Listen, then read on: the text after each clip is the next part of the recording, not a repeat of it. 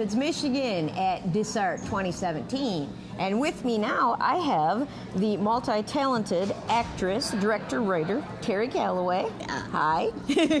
And I have your wife and partner. Yeah, Donna Marie Nudd. Donna Marie. Well, welcome both of you. Well, hi. Hi. Well, I think, gosh, you have so many credits, we'll never get through them all, so we're just going to tackle as much as we can, okay? Okay. So you've performed for stage, radio, video, film, and your career began in '68. Now, this was a trip. The University of Texas Drama Department denied you admittance to its acting program, and yet a year later, you were playing cross-dressing male comic roles in Shakespeare at U of Texas. Yeah, Tell me about this story here.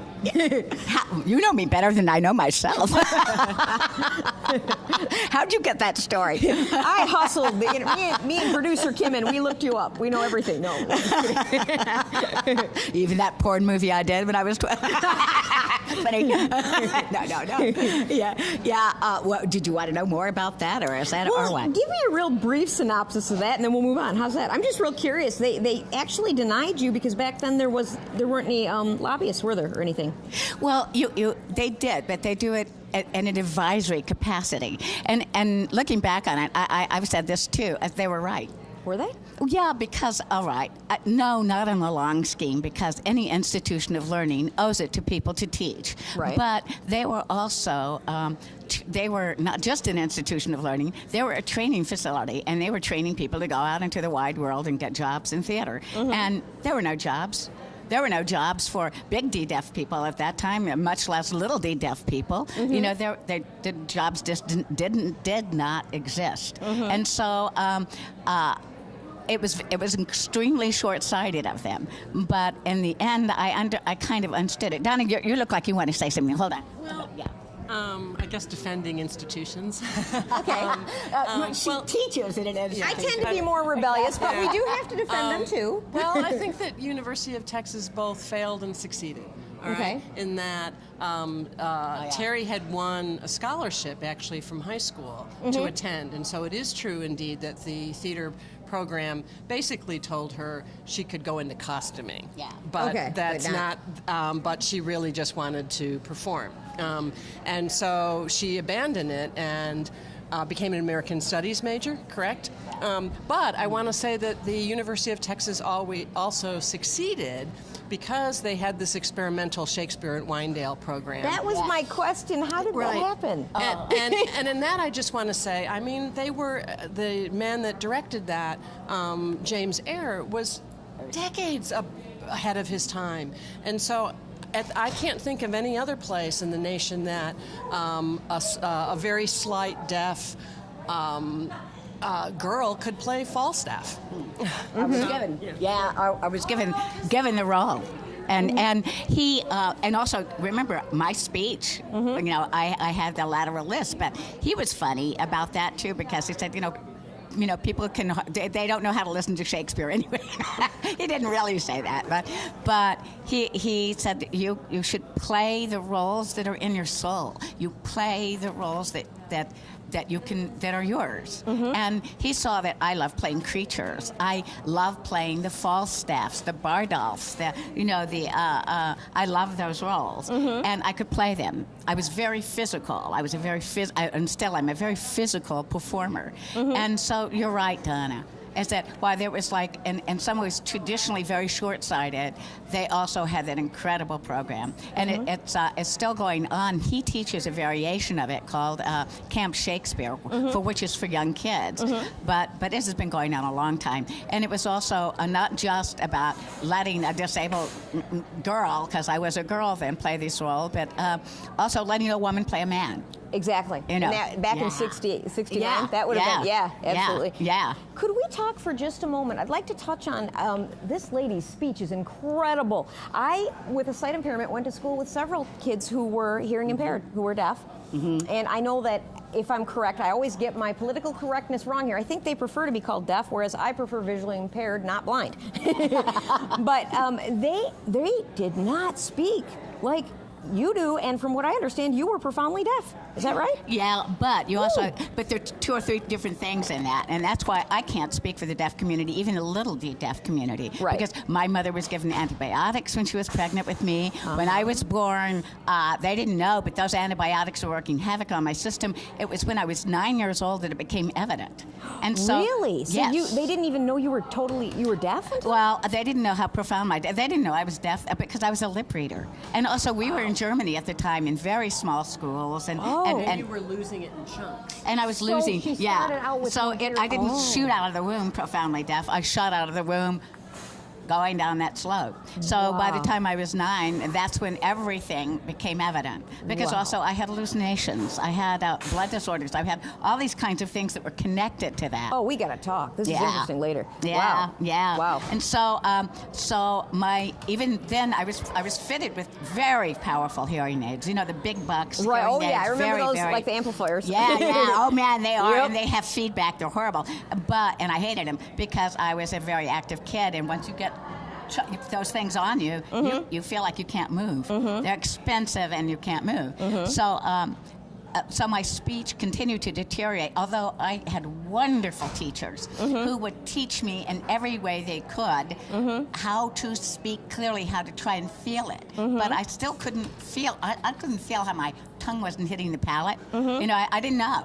And so, I had a lateral lisp, and I worked really, really, really hard on it to make it so. But I can see in videos of me before I got my cochlear implants, even when I had these incredibly powerful hearing aids, my speech was different, very different.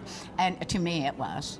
And then I got these, and the first thing people noticed was how crisp Your and clear. speech was really. It changed like that, Can almost we- on a dime. Can we speak about the cochlear implants? I have a mom who is actually, she works with me now, and she actually hosts TV programming. But Oh, really? we never knew that she had a hearing impairment. We thought she was just kind of ignoring us. And she actually became a nurse, and she got a master's degree. Bad mom. got a master's degree, MSW, and she was a lip reader, and we didn't know that. And then finally, it just became so evident. And in about the same time you did, actually, she got her cochlear. And I want to know what your experience was. Well, actually, I do that in a show tonight, which is called "You Are My Sunshine." I actually talk about that. Yes. Yeah. That's so and funny. so I kind of don't want to get it all away, but I will say you're driven mad by it in a bit. I was just initially, and something's got to hold you there. And in my case, it was a bell, and it's you've got to fall in love with the idea of sound. Yes. Because if you don't, you won't be able to bear it. Could you give me, I'm just curious, I've always wanted to ask this of people, a good percentage of the deaf community fights cochlear. Yes. What is your opinion? Because, and remember, I'm sight impaired, so it's totally different, but my mom wanted it desperately. What do you feel about that? Okay, I didn't want it for many years, and it had nothing to do with being part of the deaf community because I was never part of the big D deaf community. I loved it, but I was taught to lip read, not sign. And so I was medically deaf, but not culturally deaf. So there is a deaf difference, culture. yes. You know, it's a deaf culture. And what they've been fighting is what's what they think of as genocide because it will end the deaf culture. You know, it will end the language. And I had read this wonderful article in the New York Times about the deaf culture, and I envied it because it had so many of the things that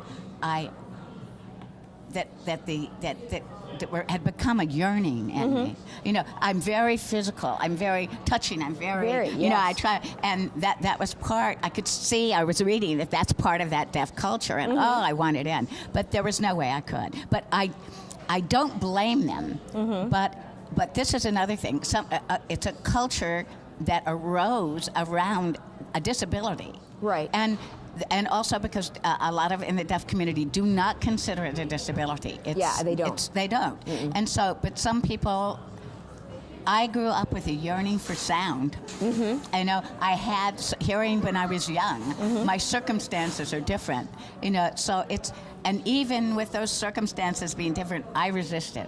You know, I resisted, and I can tell you because also I got comfortable in what I could do, and I could not imagine there was anything more my body could do to surprise me. And when I got the cochlear, I found out There he is. oh boy. full Yeah. of wonders. I mean, there you go. If you had a deaf baby, okay, would you get cochlears for that baby? Yes, I can tell you right away. And you should see a film that Donna was going to say. There's a film called The Sound and the Fury, which is about, yeah. Do you, why don't your you opinion, take Donna, that? on that Yes. one.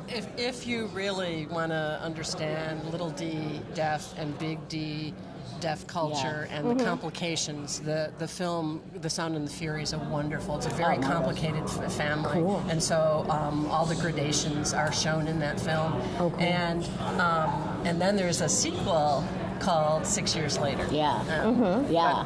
I don't want to give it away. I Yeah, want to we want people to see it. we want people to see it because it's complicated. Like any of these things, it's extremely complicated. You know, it's a complicated issue, and in many ways, it boils down to being an individual issue. You know, it's an individual issue. Now, there's something else I wanted to ask you about.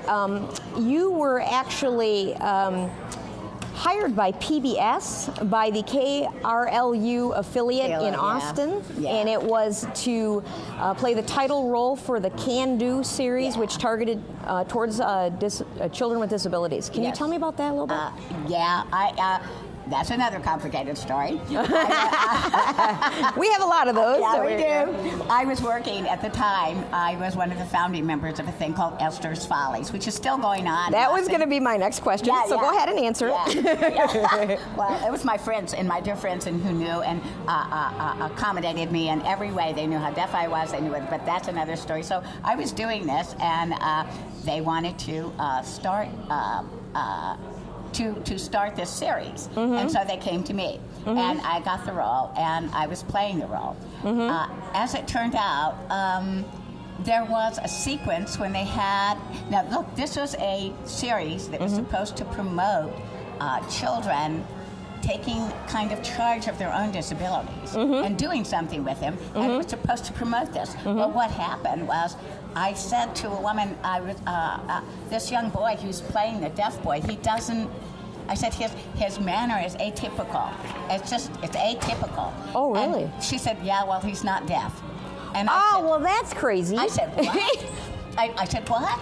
And she said he's not deaf, and it was very difficult to get a young boy who at that time who could do this. And I am very short-tempered.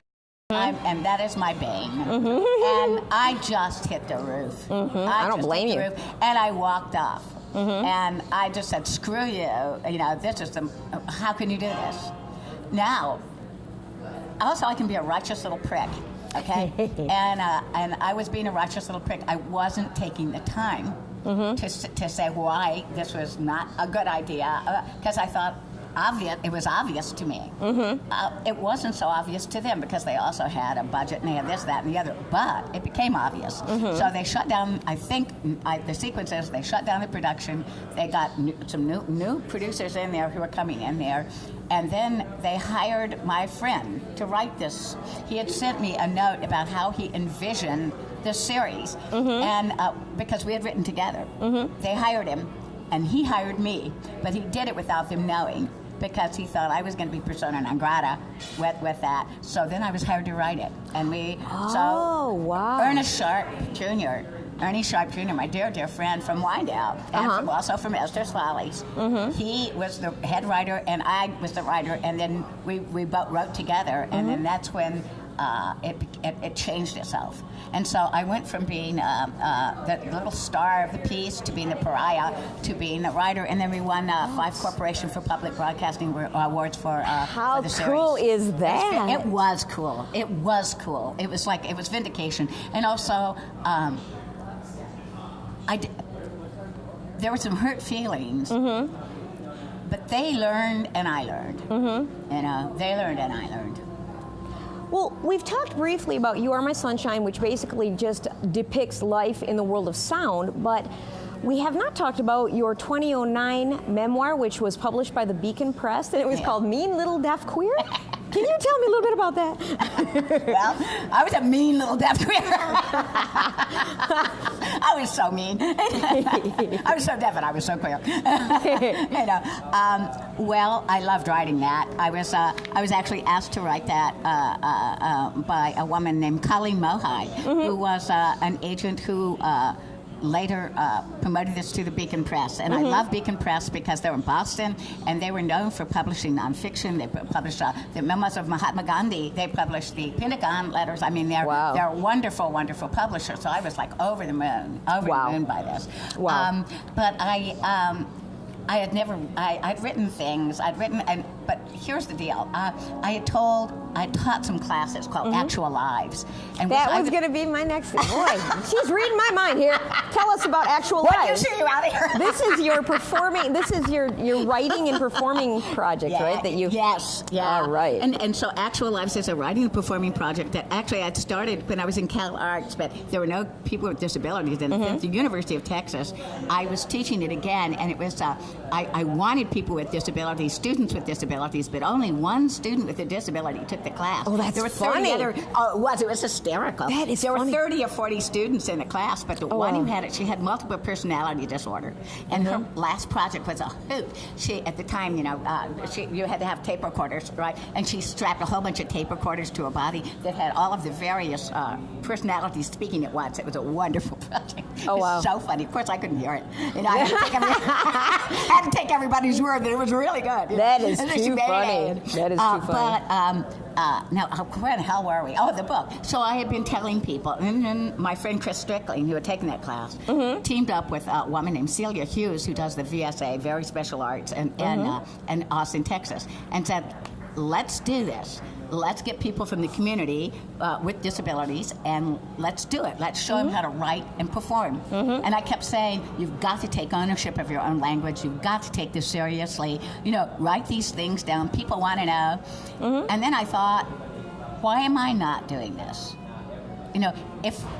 And I kept thinking, oh, well, I can't write these things. I don't, blah, blah, blah. My story's not so good. And it's that thing you do when you have a disability in which you feel obligated to apologize, sometimes obligated to apologize for your very existence. And so you apologize and talk yourself out of doing things. And so I thought, what the hell?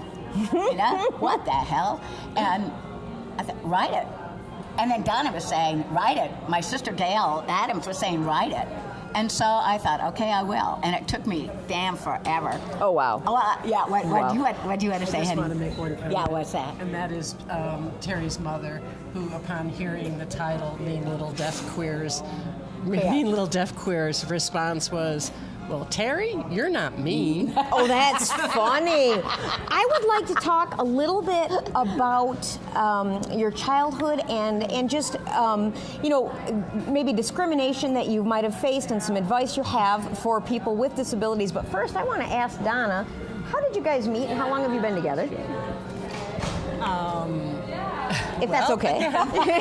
Maybe again defending the institution. We met at the University of Texas. Oh, that's wild. But Oh, many, that's many, many years later. So I was getting my doctorate at the University of Texas when I met Terry. And we've been together 33-ish years. Congratulations, that's awesome. We got married in San Francisco on the first wave. When Did you? Yeah, Oh, when it only that? counted in San Francisco and didn't count in the state of Florida. How cool is that? Oh, wow. That is, I'm so glad. Yeah, You're happy. that was That's marvelous. Well, when you grew up in Germany, and one of the questions that came to mind is, what does the culture compare like between Germany and here as far as receptibility to disabilities? You have to remember, I wasn't disabled in Germany. I was an American privileged kid in Germany, and Because that's you when, weren't- yeah. Oh. Yeah, Okay. and so I have nothing to compare it to. Okay. And I really have nothing. And let me talk a little bit about the idea of discrimination and disability. Okay.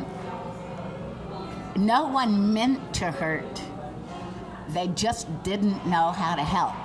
That's And a good so, way to put it, They just didn't know how to help. And so it wasn't just me, it was a lot of my friends, and we were warehoused. So I would go, because I was considered, I could pass as normal, and I could lip read, but you also have to, lip reading has its limits. And I never learned really how to diagram a sentence, because didn't know what they were saying often, or even though math is beyond me, I still didn't know what they were saying. And it was just, so there were many things I didn't quite learn. Did you go to school for hearing impaired, or did you? No, I didn't. My parents were actually, two just kind of lovely, ordinary, wonderful people who had no idea what to do with a child with a disability. You know what I mean? That's how it was out of the blue, and they had no idea. And so they did not take advice from some people, and they took it from others. But they decided no. They asked me what I wanted to do, and you know what? I'm like 10, 11 years old, and I want to please my mom and dad, and I knew my mom and dad wanted me just to be with them. Barrel through, go to the regular school, lip read, and pretend that I was coping better than I was. Right. You know what I mean? Oh, yeah. What does he want to say? I just want to, you characterized your parents as ordinary, and yes, of course, but they're also not ordinary. Yeah. In that her father was a spy in post-war Germany. Oh, wow. And her mother was an amazing singer. Wow. And her father could do different sort of accents of German Oh, dialect, neat. etc. So they were very sound invested, your parents. Very. Yeah. That was actually going to be invested. the follow-up question was, how supportive was your family, and what were they like? That was basically. Did you feel that my family was as supportive as they possibly could be, including my older sister Gail? Wonderful. Who was one of the ones who encouraged me to go to college, because my parents were showing me. I'll tell you this in a minute, but and then my little sister Kinley, who used to interpret for me. They both did that, and I would mispronounce words, and my sisters would tell me what I was mispronouncing. I mean, in some ways, I was treated as the younger child, and in those ways, because my sisters, they were protective of me. Now, That's awesome. my parents were wonderful, but when I was in high school, I was like an A student, and I worked so hard at it. But one of the things, and you might know this already, is that when I went in to be advised, the advisor who telling all my friends to go to Princeton and go to Harvard, go to the University of Texas, told me, he gave me this little brochure, read errors and all. Factory work, make good jobs. Oh, gee. Yeah. So my parents weren't appalled the way I was. My parents thought that might be a safe, good job for you. And so my sister Gail said, no. She's going to college. Wow. Gail was the first one in our family to go to college. How much older is she than you? She's 7 years old. Oh, that's cool, though. That's cool. So she could act as a mentor, too. She was I used to follow her around like a puppy. Oh, that's so cool. I love her. Well, I'd like to list some of your credits here. We have 600 original theater scripts, and she has produced 49 hour-long cabarets of original material. I'm having fun here, I'm telling you. Yeah. You were awarded 24 national and regional grants, right? Yeah, and most recently, I've gotten a bunch. Yeah, I have a bunch, That's cool. And you produced 21 video shorts that were featured in 106 national and international film festivals. So why aren't we famous and rich, huh? You are famous. Don't know if you're rich, but you're famous. And you've garnered 31 awards for filmmaking. Yeah, that's excellent. True. That is awesome. That's quite a list there. Well, it is, but we do it with the Mickey Faust Club. Donna and I, and because Donna's a producer, the Mickey Faust Club and Diane Wilkins Productions, and the Mickey Faust Club is this. This has been going on for 30 years, and it's kind of a mixed ability, and we teach people, kind of like actual lives in Shakespeare, Wyandotte, and Esther's Follies, but it's a nonprofit, nobody gets paid, and we teach people how to write. That's so a awesome. lot of these scripts. That is so cool. We just did, the one that everybody knows here is called the Annie Dearest, the Real Miracle Worker, which is a parody of The Miracle Worker. Oh, neat. Yeah. That would be cool. Helen Keller gets her head stuffed in a toilet. I mean, oh, that would be funny. Mean. And then the most recent one is called Rent a Crep, which is written by Rand Metcalf, who has a guy that I worked with in Actualize in Austin who moved to Tallahassee, Florida, to work with us at Mickey Fowles, and Rent a Crap is extremely funny. It's of course about we've taken back that term crap, that, and so it's about people with disabilities renting themselves out to able-bodied people so that they can get into movies at Disney World. And the front of the that's line, funny. Or maybe for sexual purposes because we're so skilled. I mean, it was so funny, and I gotta tell you, it got banned from San Francisco public television. That's gotta be bad. Oh my, from Sanford. That's bad. It was bad. I can only imagine. Oh, you can't. No, maybe I really can't imagine. Hey, I like you. I like you too. I like both of you. You guys are awesome. I'd like to delightful. hang out with the two of you when you come back to town. I'll tell you what. Okay. Well, here's the thing. I would like you to give me some advice for people who are disabled. Maybe they became disabled, or for kids who are growing up. Maybe they've been disabled their whole life. Do you have any advice to give them? I wish I did, but the major thing I'm going to say is, look, I used to fall into these black holes of despair, because there was so much I couldn't do. I can't imagine that, really? Oh, honey, yeah. Yeah. I thought I'd been robbed of my true life. And you get this from people who become disabled or discovered their disabilities, robbed of my true life, and robbed of this opportunity, and robbed by that. And then I discovered through time and my relationships and my family and my work with people I adore and love to work with that I'm thinking, I'm sorry, I can't say. I was going to say. This is YouTube. This is not television. We say what we want. Sorry, I want. Okay, I was just thinking. No. No. Yeah. I'm having more fun in my life, and I'm doing the work I want to do.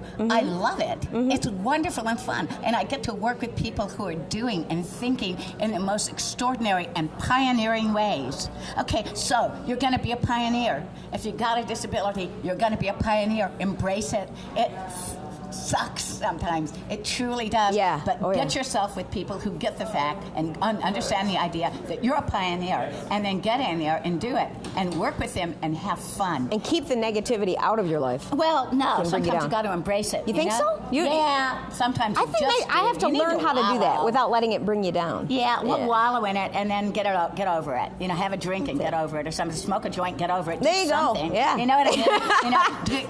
Try. Exactly. But mainly, you need other people. So you need other people, and you need people with disabilities, and you need people with a sense of humor. So that's my advice. Find those people. Make your groups. If you don't have one, make it. My next and final question, and maybe both of you can weigh in on this one. What do you think about, okay, now I know about the disability culture. I personally haven't been one who really got involved in the culture itself because I've always had a real hard time with any kind of labeling, but yet I do understand that, there's a lot of good that comes out of that as well. Is it ever hard to keep a blend of being involved with, say, disability culture, but also being involved with everybody else? Do you know what I mean? I've noticed that with visually impaired, sometimes what happens is the only friends they tend to hang out with are other visually impaired people or blind people. Our company that is now in its 30th year in Tallahassee, Florida, is called the Mickey Fowles Club. And, That's cool. And it's probably 100 active members. We do 3 cabarets a year, but it's mixed ability. And so it's very diverse in terms of age and religion and disabled and able-bodied. Yeah, and, nice. And so that's, it's a challenging mixture all the time. Yeah, and I'll say, because I think you don't want to get ghettoized, and you don't want to get isolated, and so that's why break the barriers. Don't pit disability. Except sometimes you need to talk among yourselves. Yes, absolutely. So my friends with disabilities, sometimes when we're talking, this is also talking among ourselves means other people without disabilities who understand disability, in different and new and creative ways. And Absolutely. so you do sometimes need that, and then you need to break out of it, and you need to make it so the norm is everybody's there. A good blend, yeah. a good I blend. love your attitude, both of you people. I'm telling you what. We've been doing it a long time. We love it. This is awesome. Well, hey, thank you. Thank you, and I love you too. Thank you.